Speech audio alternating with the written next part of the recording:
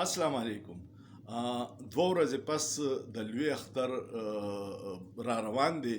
دا ډېر د برکتونو اختر دی، د قربانیانو اختر دی. اختر کې یو بل سره میلاو شي خلک. زه به نن ځم کلي ته. کلي کې د موبایل نیټورک صحیح کار نه کوي د اختر په ورځو کې، نو انټرنیټ خو بالکل نه کوي او بیا نه څه ویډیو لوډ کیږي، هیڅ هم نه کیږي.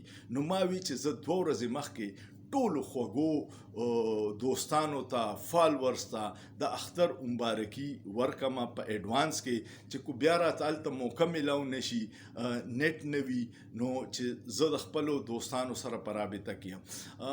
د چا چې خفګانونه په خاندانونو کې خفګانونه ختم کې. ته ستا سره چا زیاتي هم کړي او در سره د چا وراني ورشه هغه سره روغ وکړه، دې سیلا به د الله درکړي.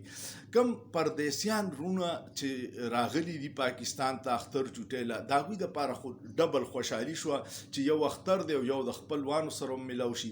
او کم پردیسیان چې په سعودي کې دي، په دوبۍ کې دي، قطر، عمان، لندن، امریکا، د دنیا په هر ګوټ کې دي، هغوی چې دي د هغوی اختر ضروري نه ده چې راغلي وي، نو هغوی د ځان په دې خبرو نه خفه کوي او هلته د خبرپور اختر مناو کي.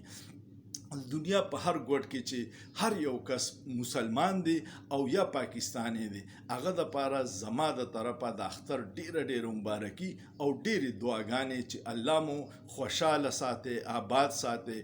دا پردیسیان چې دي دوی ډیر همت والا خلک دي چې خپلې ځوانیانې تباه کړي د خپل خاندانونو دپاره، مور پلار د رونو خویندو ښځې او بچو دپاره ټول کال سر مزدوریانې کوي چې د دوی ژوند په پاکستان کې په سهولت وي. دغه ټولو ته خصوصي سلام دی او اختر مبارک شي.